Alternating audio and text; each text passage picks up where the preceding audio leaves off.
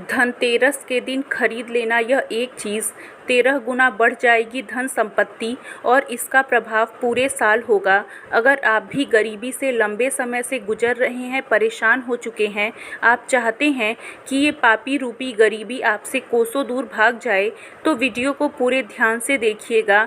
आज के इस वीडियो में हम आपको धनतेरस के दिन कुछ ऐसी सामग्री जिसे घर में खरीद करके लाने से 13 गुना धन की बरकत होती है। दोस्तों, कुछ लोग ऐसे होते हैं जो धनतेरस के दिन कुछ ऐसी सामग्री घर में खरीद करके लाते हैं जिससे कि आपके घर में धन की बढ़ोतरी होने के बजाय धन घटना शुरू हो जाता है, अर्थात ये सामग्री धन का नाश करती है।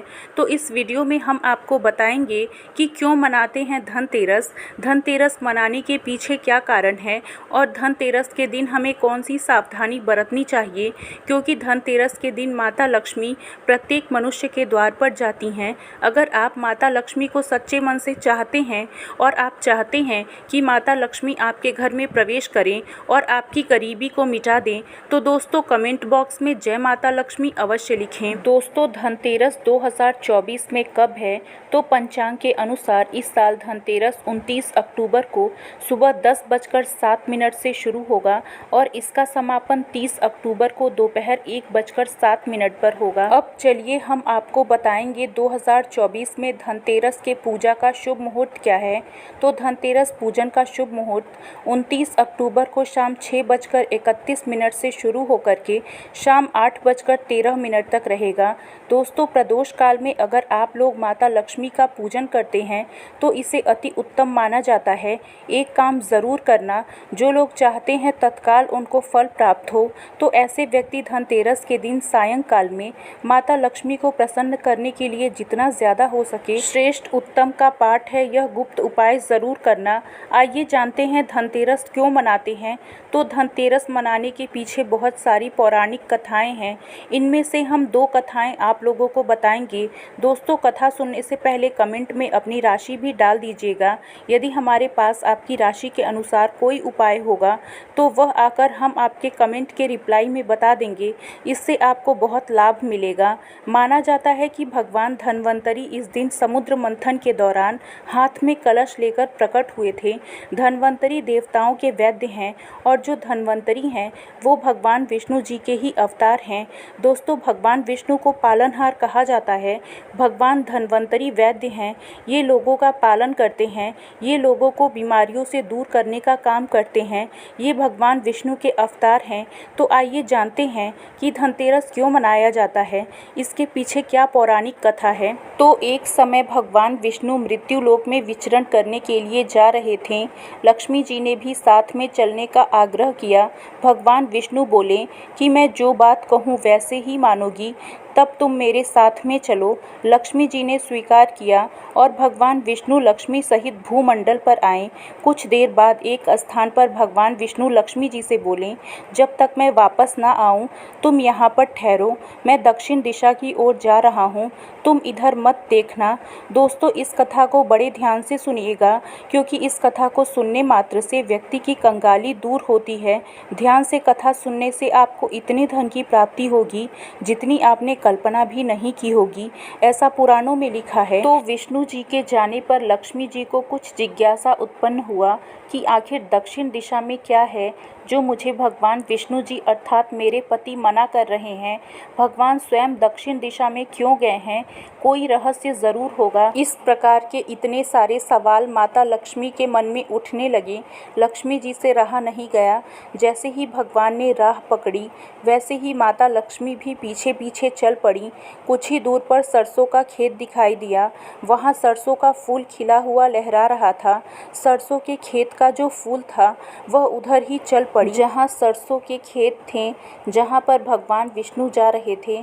सरसों के सुगंध से माता मुग्ध हो गईं और उसके फूल तोड़ करके अपना श्रृंगार किया और माता लक्ष्मी आगे चली। दोस्तों, आगे जब माता लक्ष्मी गईं तो ईख का खेत मिला, गन्ने का खेत मिला।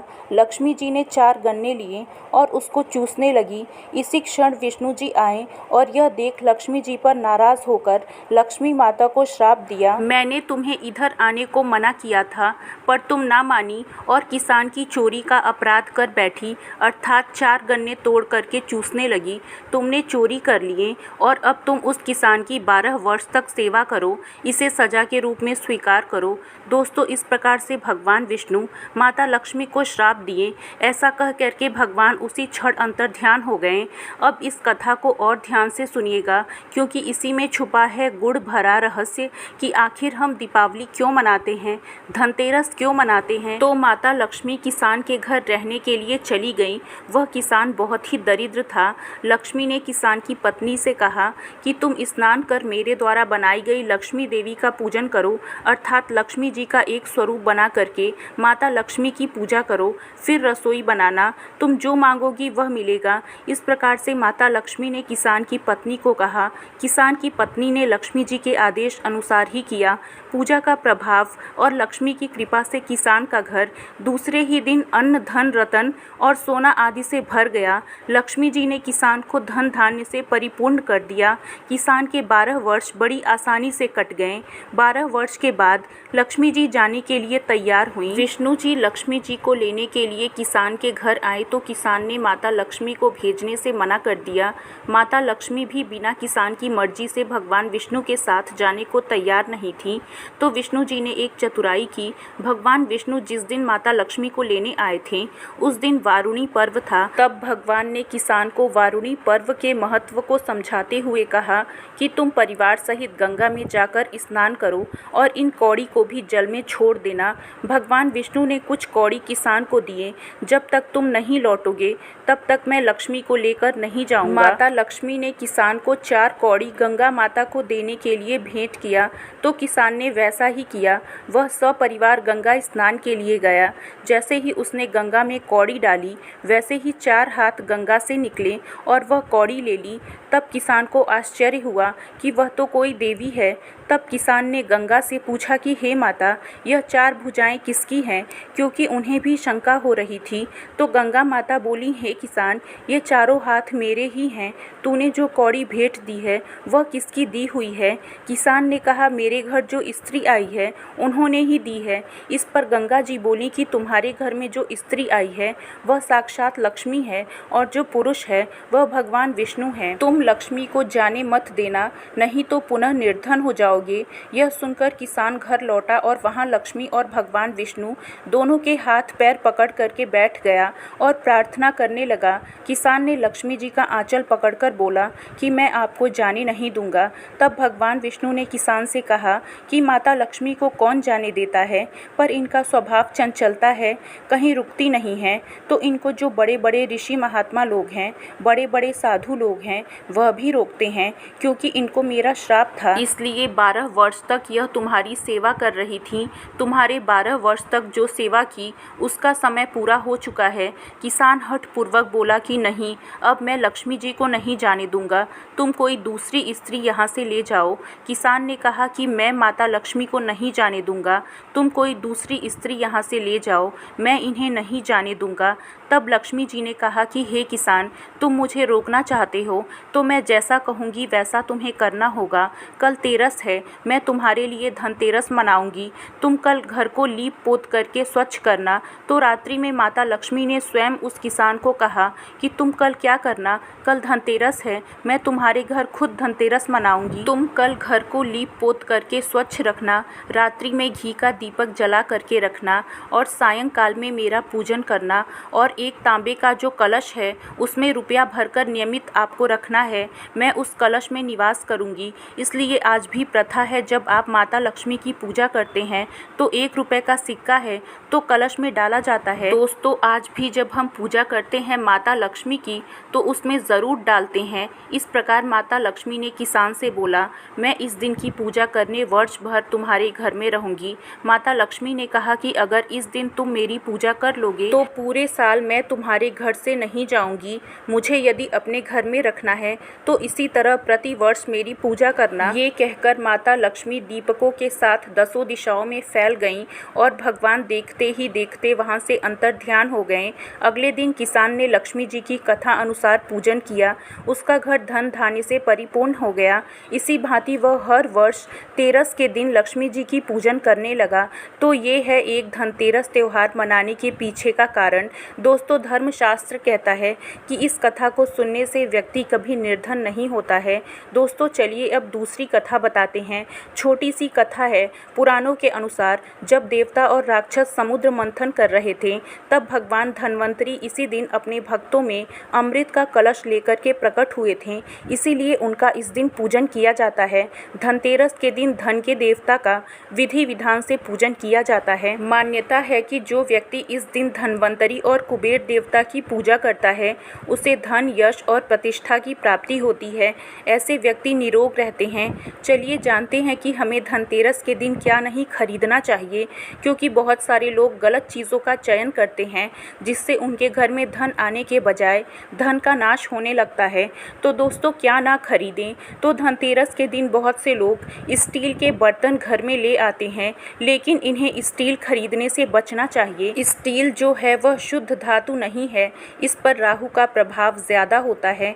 आपको सिर्फ प्राकृतिक धातु ही खरीदना चाहिए। मानव निर्मित धातु में केवल पीतल ही खरीदा जा सकता है। अगर आप किसी कारणवश स्टील के बर्तन खरीद चुके हैं, तो इसको खाली मत लाना। इसमें चावल भर कर के लाना, या पीतल का सिक्का, तांबे का सिक्का या 1 रुपये का सिक्का डालना। तो इसके जो दुष्प्रभाव होते हैं वह समाप्त हो जाते हैं। धनतेरस पर कुछ लोग जो हैं एल्यूमिनियम के बर्तन या फिर सामान भी खरीद लेते हैं। तो देखिए, इस धातु पर भी राहु का प्रभाव होता है। एल्यूमिनियम को दुर्भाग्य का सूचक माना जाता है। त्योहार पर एल्यूमिनियम की कोई भी नई चीज़ घर में लाने से बचना चाहिए, और यदि ला रहे हैं तो इसमें गुलाब का इत्र छिड़कना चाहिए। इससे राहु के दुष्प्रभाव समाप्त हो जाएंगे। दोस्तों, ज्योतिष शास्त्र के अनुसार लोहे को शनि का कारक माना जाता है, तो लोहे से बनी चीज़ों को धनतेरस पर भूल करके नहीं खरीदना चाहिए। आप कहेंगे कि धनतेरस के दिन वाहन खरीद करके लाते हैं, तो देखिए लोहे से कौन सी बनी चीज़ आपको नहीं खरीदनी है। तो जो नुकीली धारदार वस्तुएं हैं, हथियार हैं, इसे नहीं खरीदना चाहिए। वाहन लक्ष्मी का स्वरूप होता है, हथियार काल का स्वरूप होता है। इस बात का थोड़ा सा विशेष ध्यान रखिए कि वाहन खरीद सकते हैं। वाहन खरीदना इस दिन सबसे उत्तम माना जाता है। धनतेरस पर कुछ लोग प्लास्टिक की बनी हुई चीज़ें घर में खरीद करके ले आते हैं। दोस्तों, प्लास्टिक बरकत नहीं देती है। यदि आपके घर में बरकत चाहिए तो प्लास्टिक खरीद करके मत लाना। इसलिए धनतेरस पर प्लास्टिक से बना सामान नहीं खरीदना चाहिए। दोस्तों, यदि आप धनतेरस के दिन कोई बर्तन खरीद करके लाने की सोच रहे हैं, तो खाली बर्तन मत लाना। उसमें कुछ चीज़ें भर करके ज़रूर लाना, जैसे चावल है, धनिया है। कहा जाता है कि अगर कोई व्यक्ति बर्तन खरीदे तो कम से कम बर्तन में 1 किलो धनिया खरीद करके लाए। धनिया धन का प्रतीक माना जाता है। तो चलिए अब जानते हैं धनतेरस पर हमें क्या खरीदना चाहिए, जिससे हमारे घर में धन 13 गुना धन की बढ़ोतरी हो। धन आने का प्रभाव 13 गुना बढ़ेगा। तो सबसे पहली चीज़ है कि धनतेरस के दिन सोना खरीदना चाहिए। सोना क्यों खरीदना चाहिए? तो इसके पीछे भी एक कारण है। तो धनतेरस पर सोना खरीदने का एक महत्व है। लोक कथा के अनुसार एक राजा थे, तो उनकी पत्नी ने अपने पति की जान बचाई थी। कहा जाता है कि अपनी शादी के चौथे दिन ही उनके पति को मर जाना था। ज्योतिषियों का एक कथन सत्य होने वाला था, अर्थात ज्योतिषों ने एक भविष्यवाणी की थी, जो राजा हिम की बहू है तो शादी के चौथे दिन उनके पति मर जाएंगे। तो उसने कुछ दिए जलाए अपने पति के प्राण बचाने के लिए। अपने घर के प्रवेश द्वार पर चांदी एवं सोने के आभूषण और सिक्के रख दिए। गहने और सिक्के के पूरे ढेर परिवर्तित प्रकाश ने मृत्यु के स्वामी यमराज को उनके घर में प्रवेश करने और राजा की जान लेने से रोक दिया। जब यमराज सांप के रूप में हिम के पुत्र की जान लेने आए, तो वहां से एक चकाचौंध प्रकाश निकला। सोना चांदी से आज भी देखना, सोना चांदी से प्रकाश निकलता है तो प्रकाश निकला। इससे जो सांप रूपी यमराज अंधे हो गए, अर्थात यमराज ने उनके परिवार को नुकसान नहीं पहुंचाया, वो बिना कोई नुकसान पहुंचाए ही वापस लौट गए। दोस्तों, तभी से माना जाता है कि सोना और चांदी कोई भी व्यक्ति धनतेरस के दिन खरीदता है तो ये आपके घर को नकारात्मकता से बचाता है। इसलिए इस दिन सोना चांदी खरीदना पवित्र माना जाता है। धनतेरस पर सोना चांदी और बर्तन इसलिए खरीदते हैं ताकि कोई भी अगर नकारात्मक शक्ति आपके घर पर नज़र डाले, क्योंकि धनतेरस और दीपावली के समय समय पर घनघोर अंधेरा होता है, काल का वास होता है, इसलिए हर कोने में दीपक जलाए जाते हैं, सोना चांदी खरीदा जाता है ताकि भूत प्रेत नकारात्मकता का साया हमारे घर में कभी न आए। दोस्तों, इस दिन हमें झाड़ू खरीदना चाहिए। झाड़ू को माता लक्ष्मी का प्रतीक माना जाता है। झाड़ू को नकारात्मकता हटाने और सुख शांति बढ़ाने वाला माना जाता है। मान्यता तो ये भी है कि धनतेरस के दिन अगर घर में नई झाड़ू लाई जाए तो धन संबंधी परेशानियों में राहत मिलती है, क्योंकि झाड़ू को लक्ष्मी का स्वरूप माना जाता है। इसे कभी भी मुख्य द्वार पर मत रखना, इसे कहीं छुपा करके रखना चाहिए। दीपावली के दिन मंदिर में झाड़ू दान करने की भी परंपरा है। कहा जाता है कि इस दिन झाड़ू का दान करने से घर में लक्ष्मी आती है। कैसे आती है वो हम आपको बताएंगे।